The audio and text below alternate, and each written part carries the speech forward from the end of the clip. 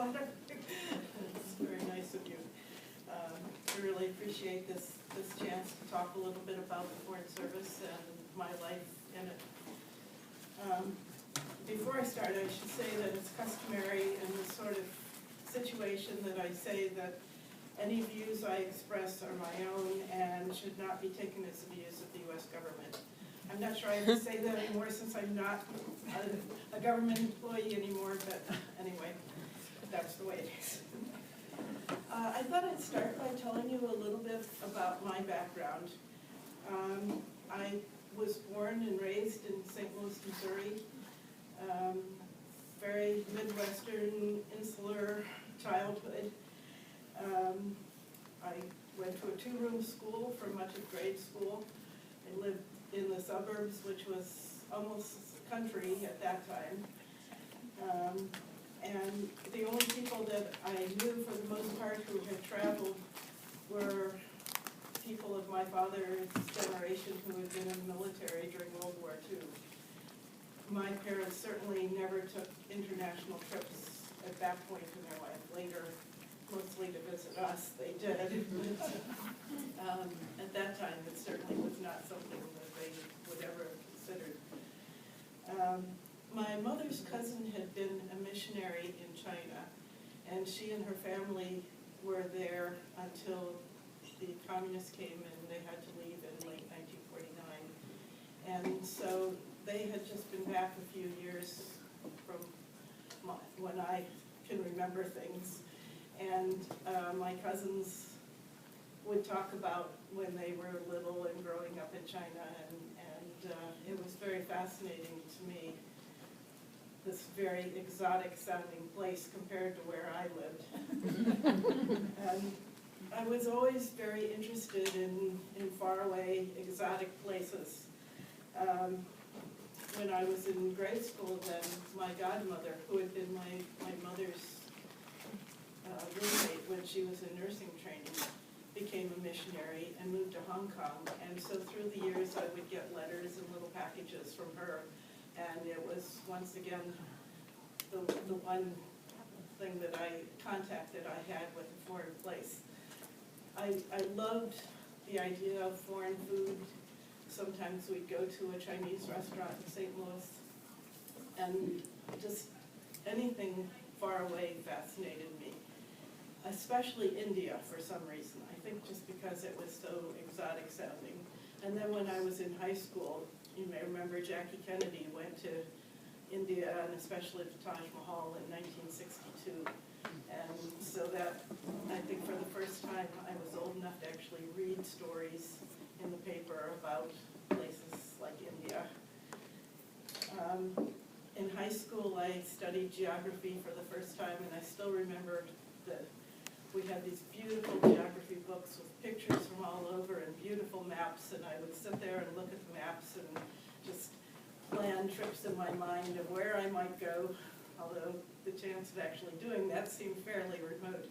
But then when I was in high school, I had the chance to study Chinese. There was a special summer school, not part of our regular school curriculum, but sort of a magnet program. And you could take all kinds of courses that a normal high school wouldn't offer. And one of them was Chinese. And one person in my high school had already studied Chinese there the summer before, and so I heard about it, and I thought it sounded really fascinating. And I really wanted to take Chinese, and so I signed up. And the summer after my junior year, I then did study Chinese there. And then during the school year, the professors who taught the course were at Washington University in St. Louis, and so every Saturday I'd go for a few hours to study Chinese some more, to keep it up during the school year. I then went to Valparaiso University in Indiana, which did not have a Chinese program, and at that time, not very many schools did have Chinese. But I found a professor there who was from China, and his wife taught me Chinese once a week. I'd just go over and we'd just sit and talk and study characters. And then after that, while I was in college, I went to summer programs to study Chinese at various universities. There were consortiums where students would come from all over the United States and study Chinese for 10 weeks. It was part of the National Defense Foreign Language, I'm not sure, Act, I guess is the right word, but they would actually pay for us for the tuition and for the housing to go to these 10-week programs. It was part of the U.S.'s plan to have more people speak languages like Chinese. Then, after 2 years of college, I decided that I wanted to go to Taiwan and actually study there, but I didn't have enough money to go, and my parents were not thrilled with the idea of sending me off to Taiwan.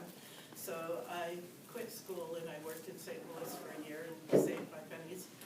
And in 1968, I sailed to Taiwan.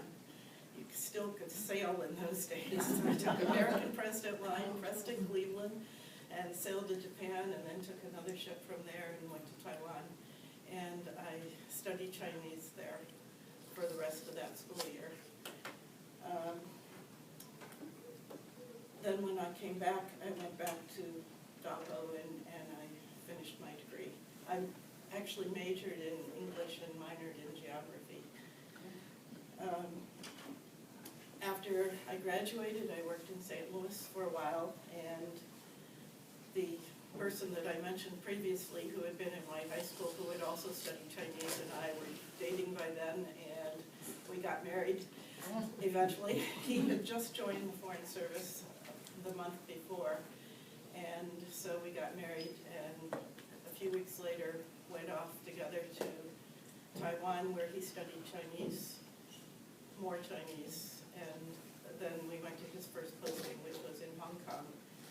And over the next 16 years, we lived in, after Hong Kong, we lived back in Washington, but then in Vienna, back to Taiwan, then to Beijing, and back to DC, and then to Sofia, Bulgaria. We also had 3 children, actually 2 children during that time. And then 3 children, and then by the time I joined the Foreign Service, our youngest was 3 years old. So we followed him that whole time. That is now called being a trailing spouse, but I never heard that term until a few years ago. And now it can mean a husband following a wife as well, or a husband following a husband, or a wife following a wife, because things have really changed a lot in the Foreign Service. So during this time, I also, when we were in Washington, I got a master's degree in cultural anthropology, and I worked in Washington in places like Carnegie Endowment and Appropriate Technology International, which was an NGO. And when we were overseas, I usually taught English. I was principal of a business college in Hong Kong. I was an English instructor at a university in Taiwan. And sometimes I worked at the consulate, usually just on small projects where they needed someone who was not an officer to do some of the work. I eventually took the Foreign Service exam myself, and I passed it one time, the whole thing, which meant passing written exam, then an oral exam, having the security background, medical check, and everything. And then there was a hiring freeze, and I sat on the register for the 18 months, and then my name dropped off because no one was hired. So to get back on, I had to go through the whole thing again. But meanwhile, I had our 3rd child, so it took me a while to get ready again to do it. But eventually I did, and then they asked if I wanted to join the Foreign Service. At that point, we were living in Bulgaria. I had 3 little kids. Didn't sound like such a good idea at that point. So I waited a while, and eventually I got another call saying, okay, this is your last chance. If you want to do it, now's the time. Otherwise, your name's going to drop off again. So I decided at that point, which was 1991, to join the Foreign Service. And I flew back to Washington and did the entrance class for 3 months while kids and husband stayed in Bulgaria. I keep talking about the Foreign Service, but I didn't say exactly what the Foreign Service is. The Foreign Service I am talking about is the one that is part of the State Department. Besides that, Department of Agriculture, Commerce, and USAID all have foreign services as well. Theirs are much smaller than the State Department's. But there are a total of 15,150 foreign service officers. At any one time, I think about a little less than half of the State Department Foreign Service officers are working in the State Department in Washington, and the rest are overseas in embassies and consulates and other American entities overseas.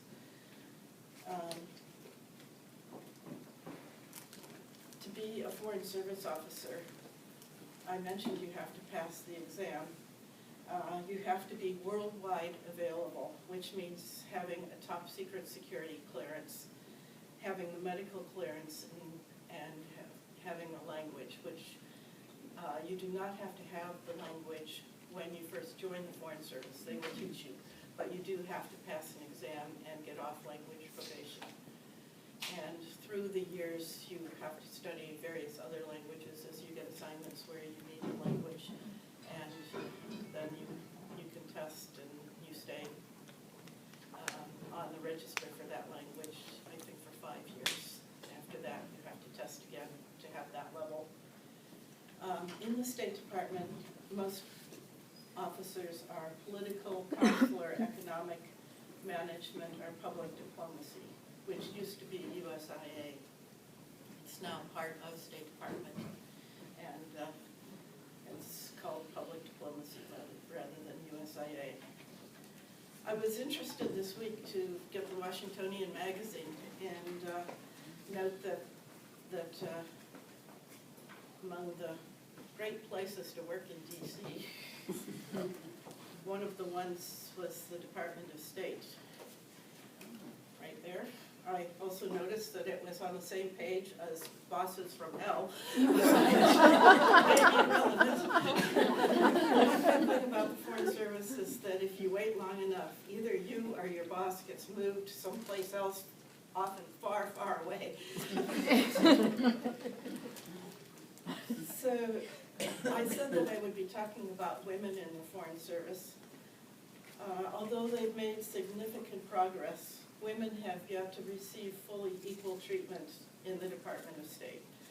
For example, there are currently more female ambassadors than ever before, but fewer than a third are women, and major ambassadorial assignments continue to be given mostly to males. The places that women often end up as ambassadors are places you might not have even heard of. Kiribati, Maldives, Micronesia, Palau, Papua New Guinea, St. Kitts, Solomon Islands, Samoa, Vanuatu have all had high percentages of women ambassadors. But there's never been a U.S. woman ambassador in Chile, China, Germany, Greece, Indonesia, Israel, Romania, Russia, Saudi Arabia, Spain, Turkey, and in the UK and Japan, there's only once been a woman ambassador. And you can imagine some of these countries, for instance, Spain has had 74 ambassadors over the years, and yet not one woman.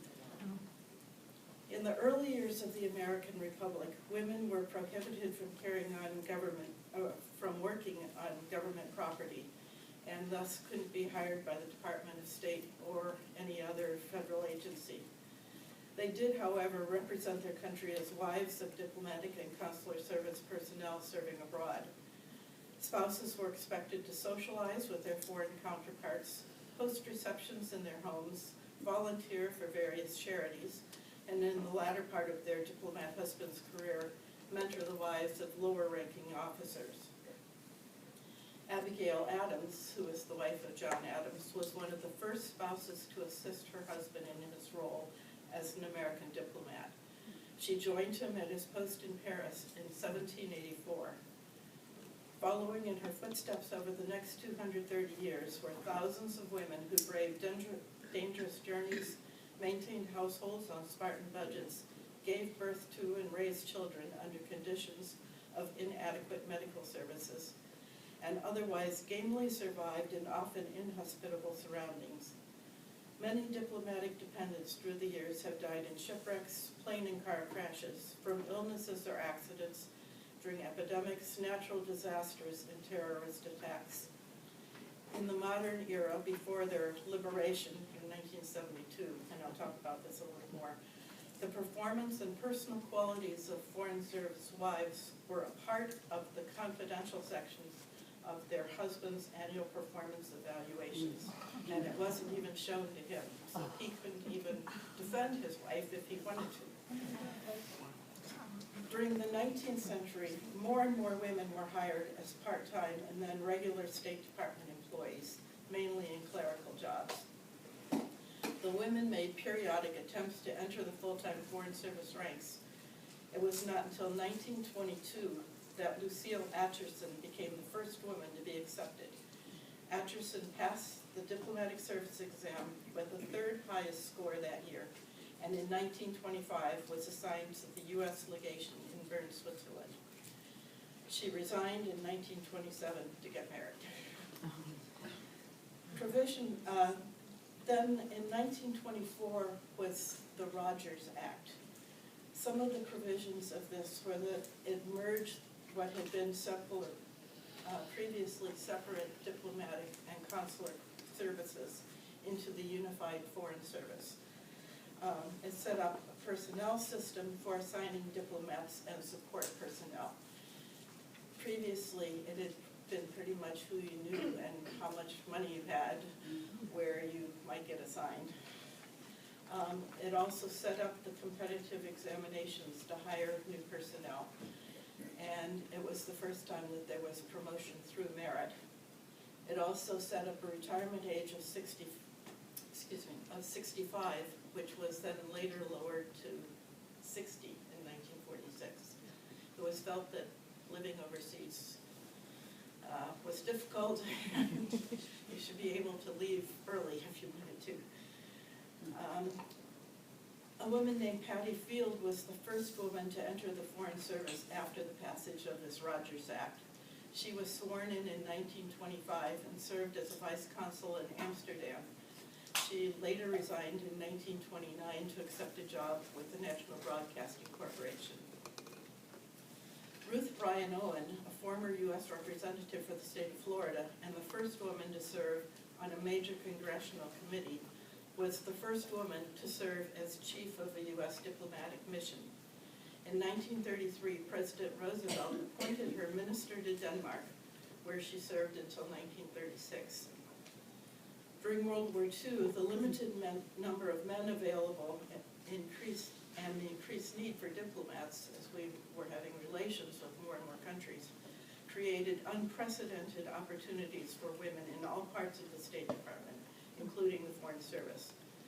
After the end of the war, however, the service returned to its previous hiring practice of giving overwhelming priority to male applicants.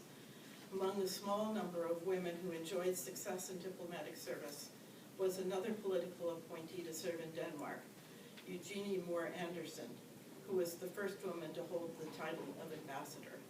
She represented the United States from 1949 to 1953. Frances Willis was the third woman to enter the Foreign Service and the first career Foreign Service officer to become an ambassador. These other people had just been appointed by the president, but they weren't actually in the Foreign Service before that. She served in that capacity first in Switzerland, later in Norway and Ceylon, which is now Sri Lanka. In 1962, she broke through another glass ceiling by reaching the State Department's most exclusive personal rank, that of career ambassador. In May of 2006, Willis was one of 6 distinguished diplomats to be honored by having her picture on a postage stamp. Despite the progress made by women, such as Frances Willis, it was still very difficult in the post-war years for women to be hired and promoted within the Foreign Service. beginning in the 1950s, when President Eisenhower appointed Claire Boothe-Luce as ambassador to Italy, several high-profile women from the private sector have served as ambassadors. Among them were Pamela Harriman in France, Shirley Temple Black in Ghana and Czechoslovakia, and currently Carolyn Kennedy in Japan. From 1961 to 1971, recruitment of women into the ranks of the Foreign Service remained at 7%, and the rate of promotion for them was slow. These inequities spurred women in the State Department to form the Women's Action Organization, the WAO. One of the changes the WAO sought was a complete transformation of the State Department's policy on women officers and marriage. The group called for the abolishment of the regulation that prevented women who married from entering or remaining in the Foreign Service. As I mentioned previously, in 1972, the State Department took steps to improve inequities in housing allowances and in the recruitment process, and removed wives from their husbands' performance evaluations. And in 1972, the State Department also overturned its ban on the marriage of female diplomats. So for the first time, a woman who was already married, or if she married after she joined the Foreign Service, she didn't have to automatically resign. Foreign Service officer Allison Palmer began her career in the Foreign Service in 1959, specializing in African affairs. Several ambassadors had objected to her assignment to their embassies in Africa in the late 60s, and during one assignment, she was expected to act as social secretary to the ambassador's wife, rather than performing the duties of an officer. She started an internal grievance procedure through the department's Equal Employment Office, charging sexual discrimination. In 1969, Palmer was notified that the EEO had found in her favor, but they refused to enter the report in her personnel file. In 1971, she then filed a sex discrimination lawsuit, which she won in 1974. Her victory resulted in an order from management barring all discrimination in assignments. In 1976, after numerous attempts at getting higher-ranking positions as a Foreign Service officer, Palmer then filed a class action lawsuit against the State Department for discrimination in violation of the 1964 Civil Rights Act. The lawsuit dragged on for many years, but in 1989, a court found that the department had discriminated against women in the written portion of the Foreign Service exam, and it ordered the department to restrict administrative written exams that had adverse impacts on women.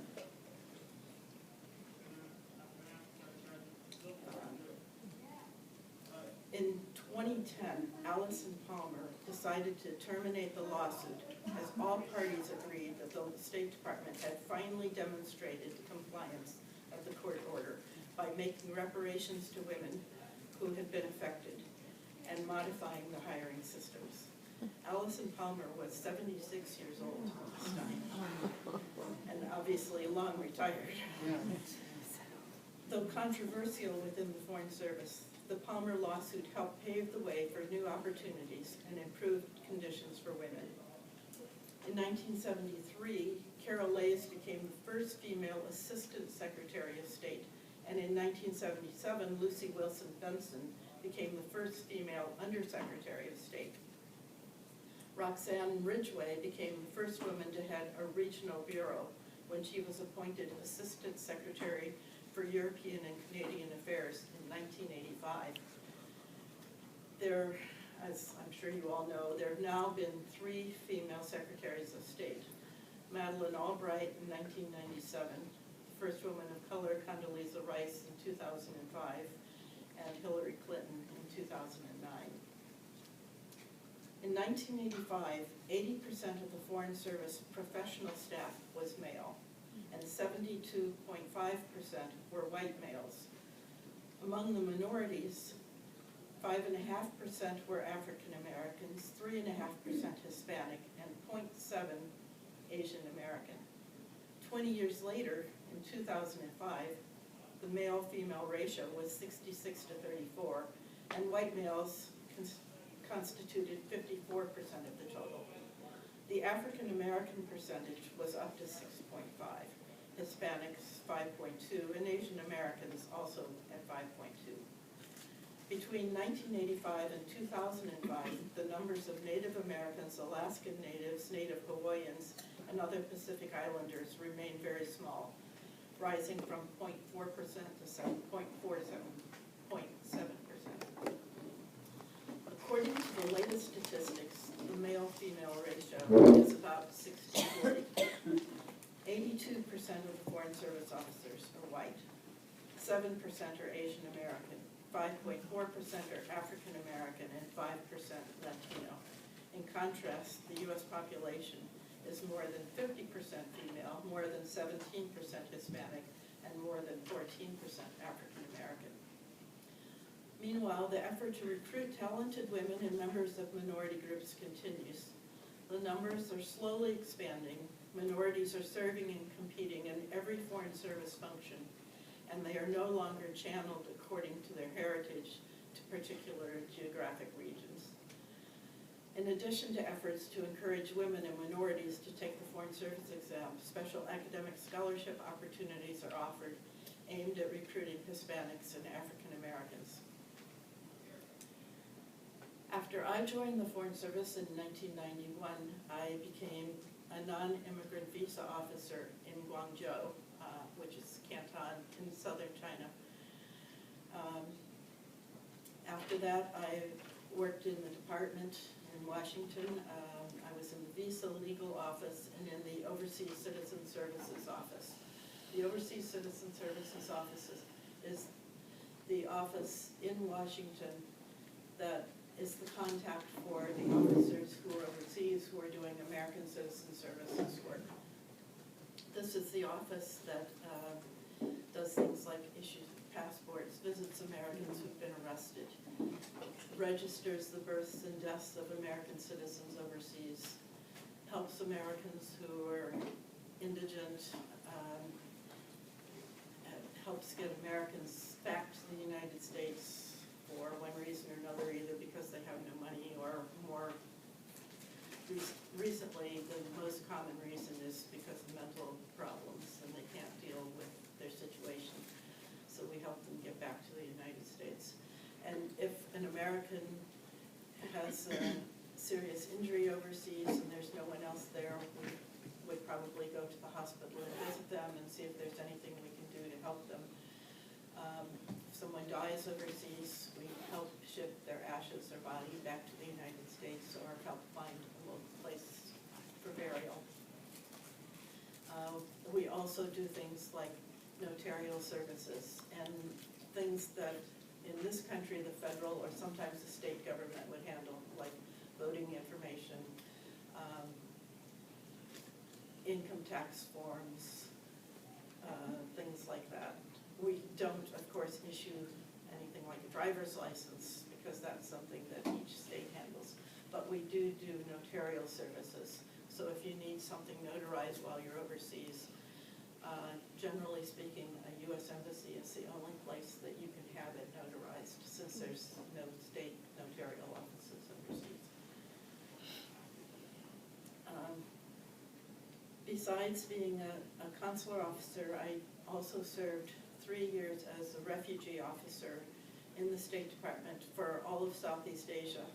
I oversaw the programs that are actually in the camps where the refugees are in Southeast Asia. And once each year I would go to Southeast Asia and visit these camps, and then afterwards I would go to Geneva and talk to International Red Cross and UNHCR and an office that the State Department has there that deals with refugees. So 3 times I got to go around the world, which was, I had done it once before, but it was really very exciting to be able to do that and not have to pay for it myself. Although I paid for it in other ways, I can tell you. To be in a refugee camp in Cambodia one day and in Geneva 2 days later is hard on your body and mind.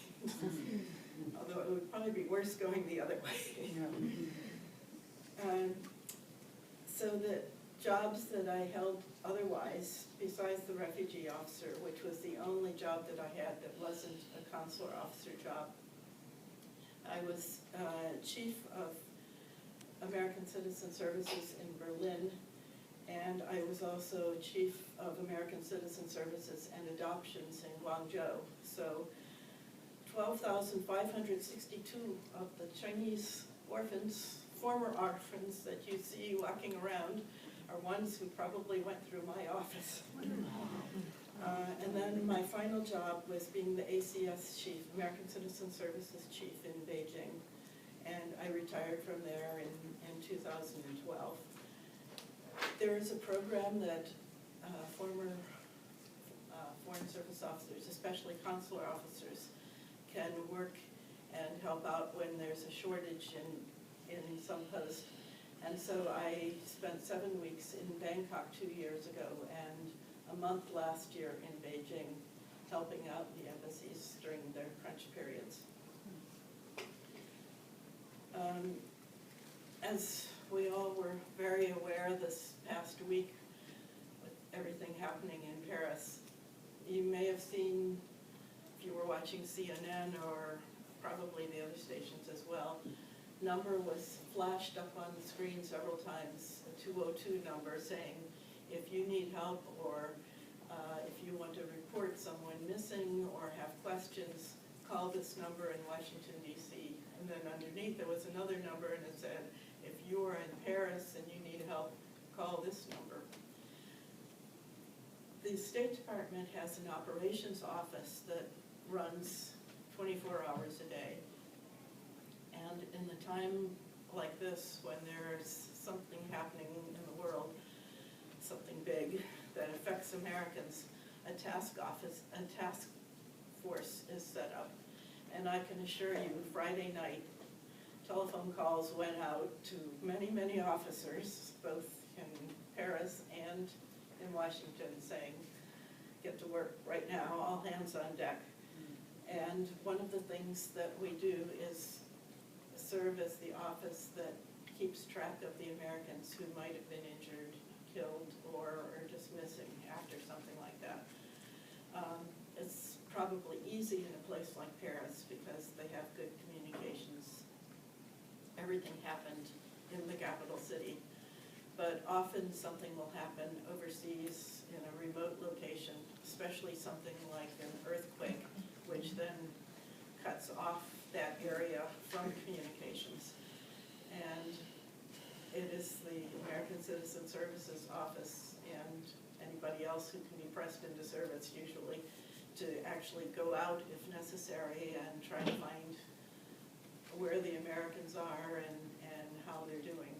We usually have someone who's called a warden, which is an American who volunteers to be our person on the ground, so that if an earthquake happens in some remote city, but we know there are a lot of Americans teaching in a university there or something like that, we can contact that person and say, if we can get through on the telephone, and say, can you go check, or have you heard from so-and-so, or we've heard that this person is staying in a hotel, can you just go down and check and see if they're okay? There's no telephone service. Every embassy and consulate around the world has a duty officer on duty 24 hours a day too. So if you were ever overseas and you have a serious problem, even if it's the middle of the night, you can always call the embassy or the consulate and reach a real American who hopefully speaks English, even if they're not quite awake, and who will help you out. Something like losing your passport is not a good reason to call, because in most circumstances nothing can be done until the next day when the office opens. But more serious things, they're there to help. There's also something called the STEP program, which stands for the Smart Traveler Enrollment Program. If you go onto the State Department's website, which is travel.state.gov, before you travel, you can enter the information about where you will be when, And if you were in some place like Paris, I mean, who would think that Paris is the kind of place you should register before you're going? But if something horrible happens and they know that you are there and supposed to be staying in a certain hotel, it's much easier for the embassy then to call you up locally and track you down and let the people at home, if you agree, only if you agree, let them know that you're okay.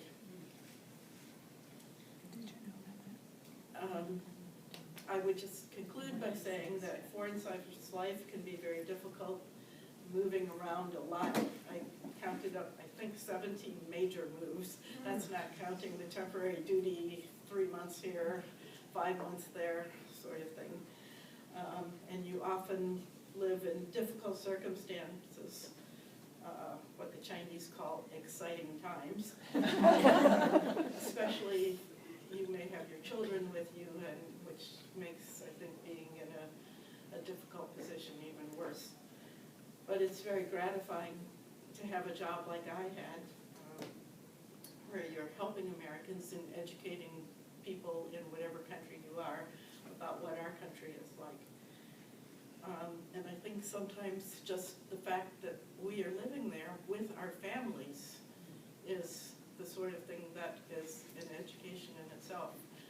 Many other diplomatic service people in other countries do not travel with their families. And so the fact that we do take our children and they go to local schools, I think in itself is something that's good for other people to see. And we get to see history being made.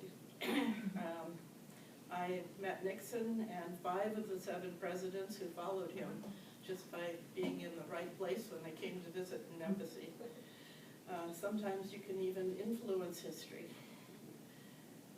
Consular work is one of the few jobs in the world that is where your job is to find out someone's age, parentage, marital status, arrest history, education, salary, and future plans in the first few minutes that you talk to them.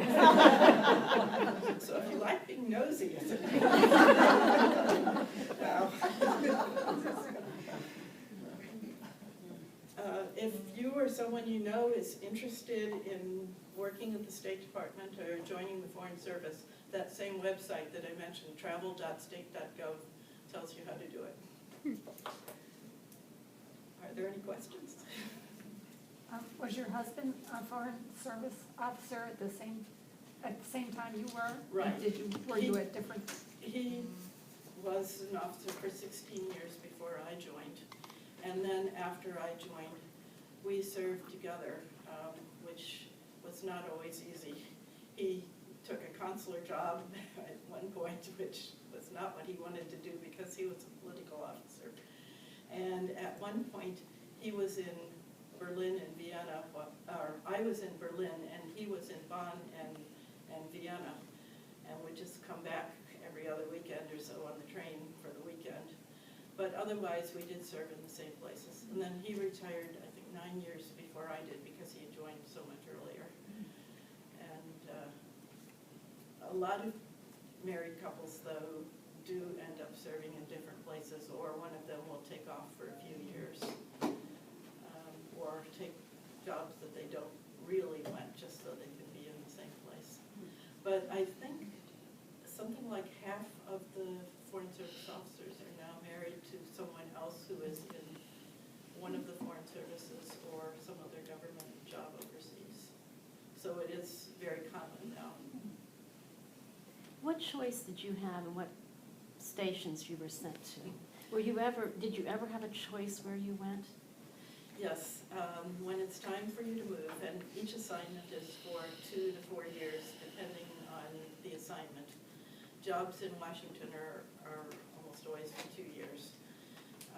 Jobs overseas are usually 2 years, or even less if it's a very difficult place. Up to 4 years if it's not.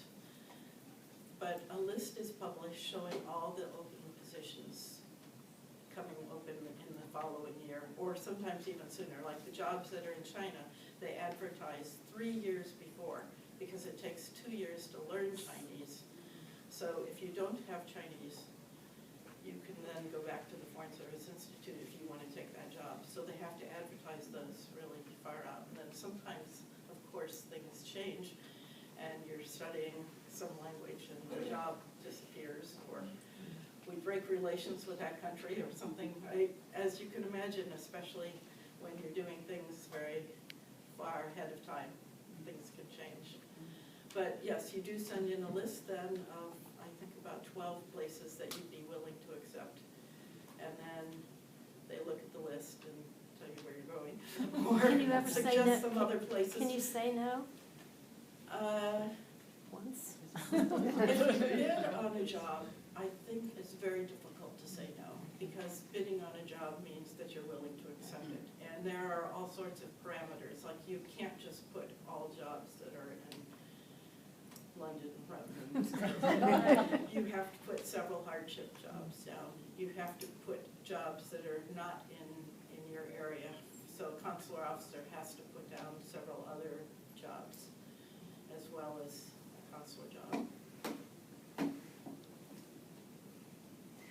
Unlike other countries, the U.S. moves its Foreign Service people frequently. I think we may have discussed this before, but I think it's still an issue that bothers me, that you were able to become something of a specialist because of your Chinese language, and so you kept going back to China periodically, and I suppose your husband as well. But, I mean, when you were in Bulgaria, were your skills not appropriate there? I mean, wouldn't it have been better for people to stay 10 years in a country, say, instead of 3 or 4? The fear is that if you're too long in a country, you forget which country you're representing. Do other countries have that problem? Too many friends. Possibly, I don't know. I know that some people, I've known people who have been posted to the United States who are diplomats from other countries who left screaming and kicking, especially if they were being sent to some hardship list as their reward for 5 to 10 years in a place like this.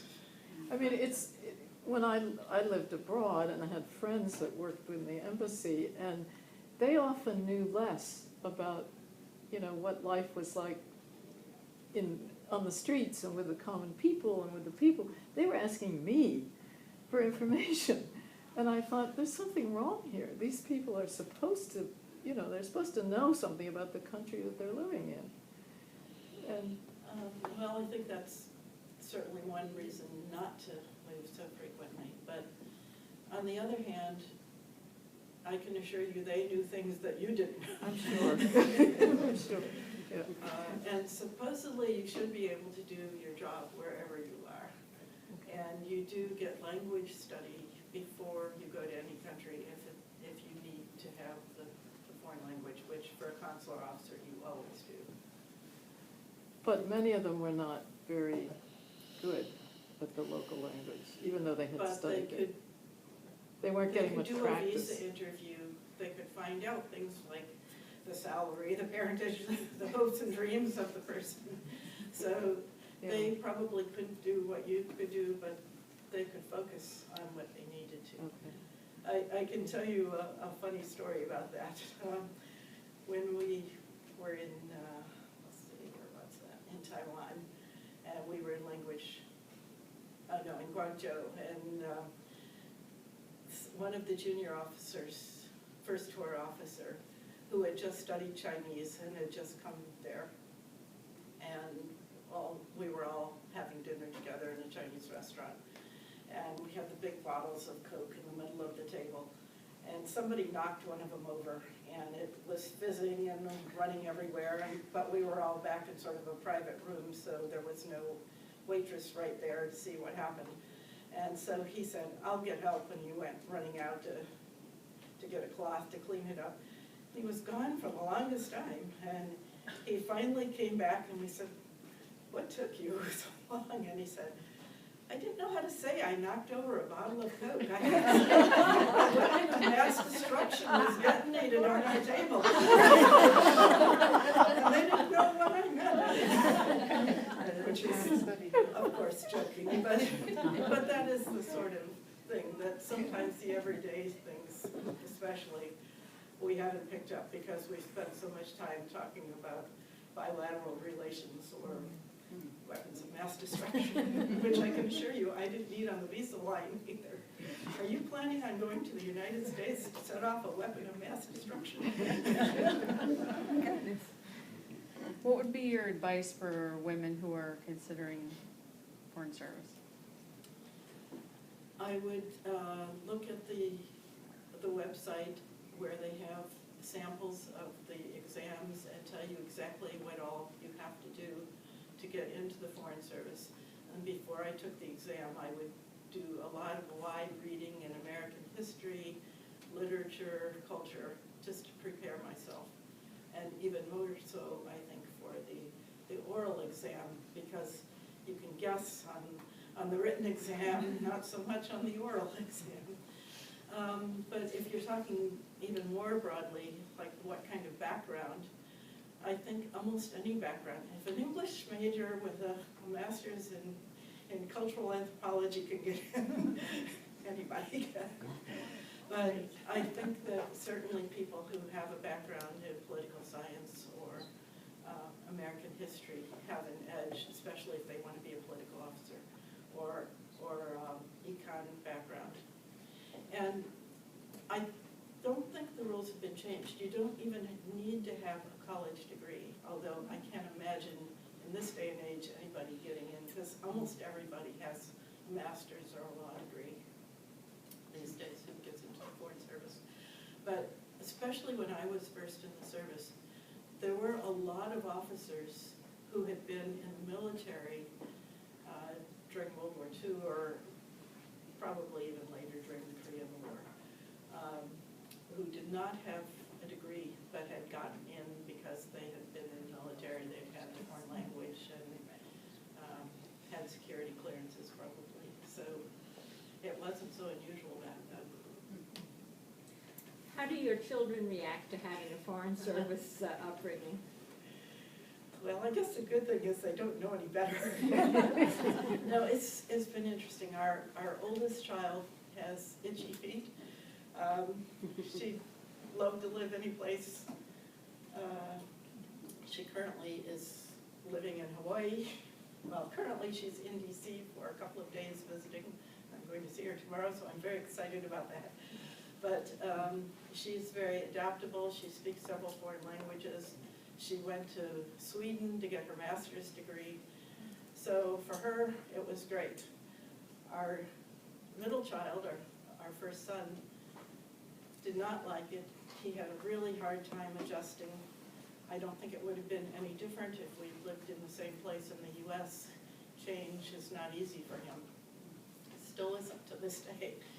And he lives outside of DC, and he teaches there, and he's already talking about he could stay there until he retires. Probably will. And our youngest child did not move around as much as the others. He was 8 years younger than our oldest child. And so he doesn't remember a lot of the things. And sometimes when we say, remember such and such that happened in Vienna or something, I'll say, remember, I wasn't around for that. So, but he does like to travel too, and he's pretty open. I think all of them are very open to talking to people from other cultures. I think they're very tolerant of other cultures, other people, other ways of living.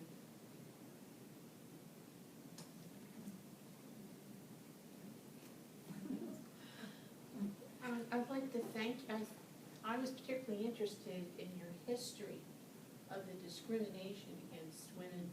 I actually had a personal experience. I was Did you there apply? at the wrong time. I did. Yeah. I took the exam in 1965, and I was called to the State Department and had an exam, and the exam went like this. I can't even make this up. Are you married?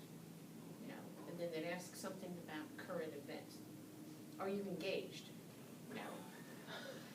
and then ask something else that was relevant, and then, do you have any dependents? Are you aware that if you have any dependents, you cannot, serve anywhere? It went on like that. It was so incredibly blatant, and they weren't interested in me. I didn't have, maybe if I'd been fluent in Russian at that time, That probably it would. might even allow me in mine was Spanish. Like, well, there's an awful lot of countries where that would be useful. But anyway, it was like dramatic. I was absolutely flabbergasted. That's really interesting to hear you Yeah. say that. The other thing was the written exam, I remember it, that was take the SAT. Now, go beyond that. There were questions on there about almost anything having to do with music, literature, drama, economics, history, politics. It was like, you're absolutely right. If anyone has a really wide range of knowledge in many areas, at that time anyway, the way the exam was in 1965. That You part of might it squeak is through. still, they still have all those questions.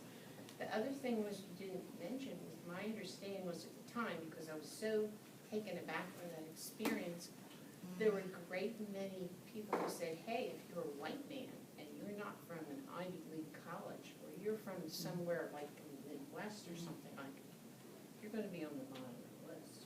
Heaven help you if you're Jewish or some other ethnic, they're still talking white men. That was 1965.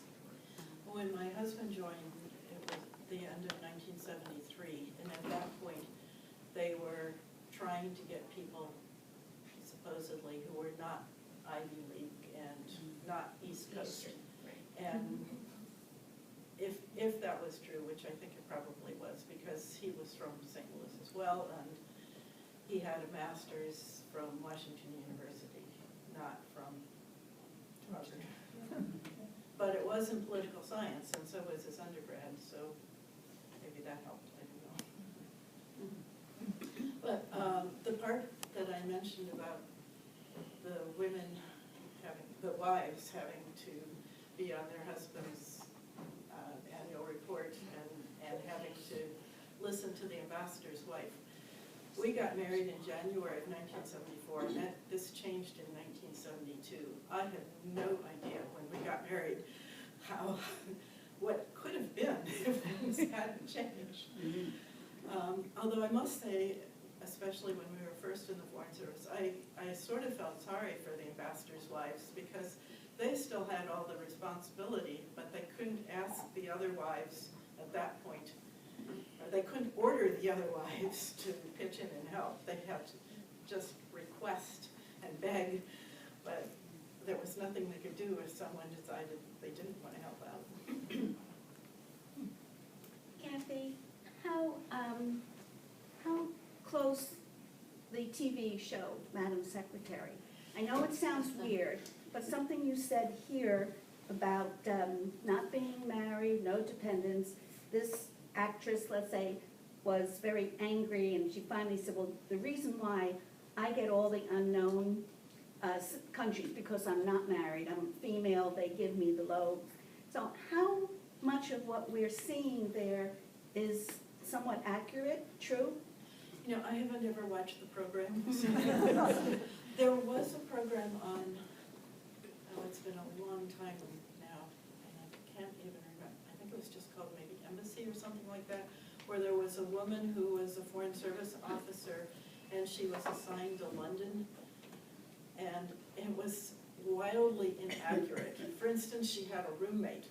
They didn't give her her own apartment, but she had to bunk with somebody else, which, I mean, maybe if you're in Sinai or something and living in a tent or whatever, maybe you have a roommate, but under normal circumstances, especially in a place like London, you have your own apartment. Which is something else that I didn't mention. One of the benefits of being in the Foreign Service, besides getting a government pension and free travel, is a free official travel, not personal travel, is that you do get free housing when you're overseas. You usually move into a furnished place or if it's not furnished, you get to bring your things with you. And that certainly, especially if you have a house back in DC and tenants are paying your mortgage for you, that's certainly a nice benefit. Do you get a Secret Service guy to watch you? Do you get a Secret Service backup? Not personally. The ambassador, no, overseas we have the Marines Right. who guard the embassies and the consulates. Oh, okay. I think some of the larger posts definitely have Secret Service. And if there's a high-level visit, such as President, Vice President, or the Secretary of State, you have far more Secret Service than you might. Want, yeah. Yes. When there's an official visit, the whole embassy or consulate, just almost nothing else gets done. Everybody has to help out with that. And it's just an incredible amount of work. But it can be sort of fun too, because you might get to go to the banquet or at least shake their hands. I met the Carters like 3 or 4 times, I think. And I met the senior Bushes several times. And Obama came to Beijing when we were there. Clinton came to Berlin when we were there. The Carters, since they retired, have actually traveled far more than they did the short time that he was president. And right before I left Beijing for the last time, they came one more time, and they were great. Every time they'd come to the country, they would ask that the embassy get everyone together so that they could talk to them. And a lot of visitors will come and go and never even thank the staff who's given up all their leave for the past 3 weeks. But the Carters were fantastic. And I was working in something in my office, and it was getting later and later, and they said, you have to be there 15 minutes early if you want to see them. And it got later and later, and I thought, I'm just going to sneak in the back door. And I did, and guess where they were bringing in the Carters? And they stopped. Both of them stopped and shook my hand. And so that was in maybe the last 2 weeks that I was in Beijing. So I thought that was a really fitting end. I just want to say, I really appreciate that families go to, because kids are unofficial ambassadors for the country, and that's just. For good or bad. Well, yeah, but it's desperately important that, people are seeing more than the Americans they see on television, which has really not been very helpful. So it's just great to have that. It was good for the people in China to see us. Yeah. 3 kids. Yeah. Our oldest was born in 1980, and the one-child policy started in 1979. So she was at the age she would have been an only child, which she wouldn't have minded. But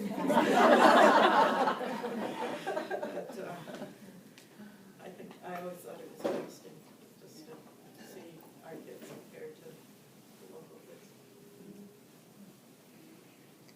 I think you should teach us to say something in Chinese. 谢谢 means thank you. Say it again? 谢谢. What about schooling for your children?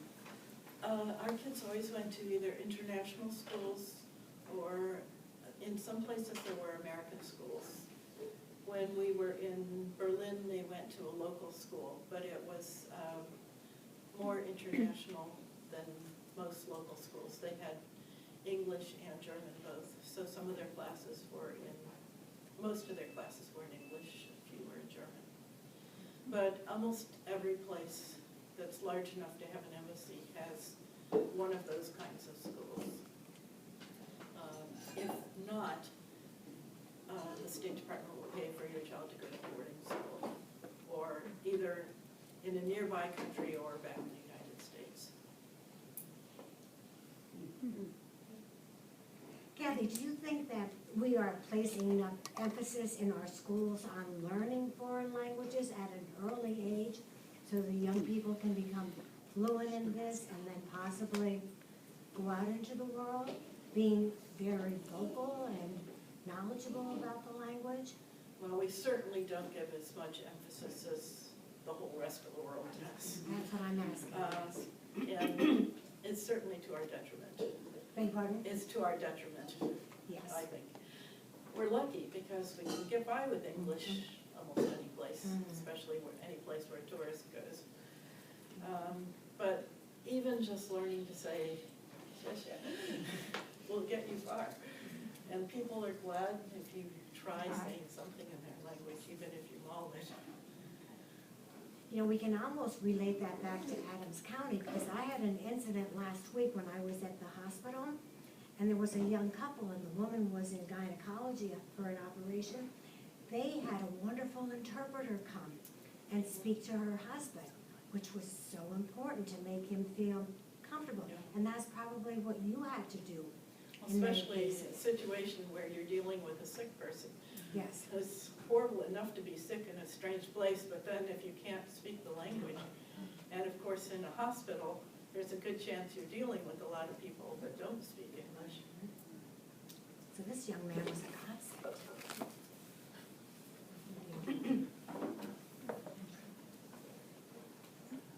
I'm fascinated about your fascination with language that took you down the road, and about Chinese, and your pursuit of it was really admirable, because it wasn't just available, of course, not, it still is, but after you, it's a very different language than German or English or anything like As that. far as I'm concerned, it's easier than German. The State Department doesn't think so. They think you can learn German in, I don't know, I think it's 8 months. Yeah. And Chinese 2 years. But it's a lot easier to speak Chinese as far as I'm concerned. And once you've studied Chinese, you're spoiled because there are no conjugations, no declensions, no plurals, no genders. No articles. Of course, there are characters and there are tones. Tones, yeah. So do you have a good ear for music? I like music. But you managed in the. You don't really need to know music to be able to use tones, not that. because obviously 1.36 billion people manage to speak Chinese, Right. and I'm sure they aren't all musical. Yeah. I almost think, someone correct me, isn't Gettysburg High School sponsoring Chinese classes? Does anybody know? I've seen it somewhere being Gettysburg offered. College has Chinese. Maybe that's what it is. We've gone and talked to the kids who are in the Chinese class. I haven't heard that the high school is, and I'd be a little bit surprised.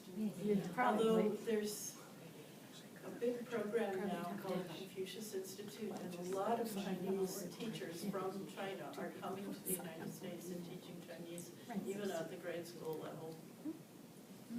We have friends in Washington DC, and their kids have been studying Chinese since kindergarten in the public school, DC public school.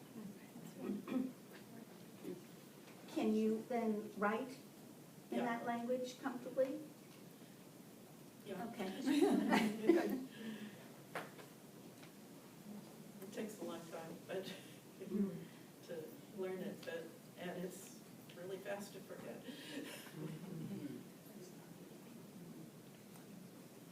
Well, thank you all very much.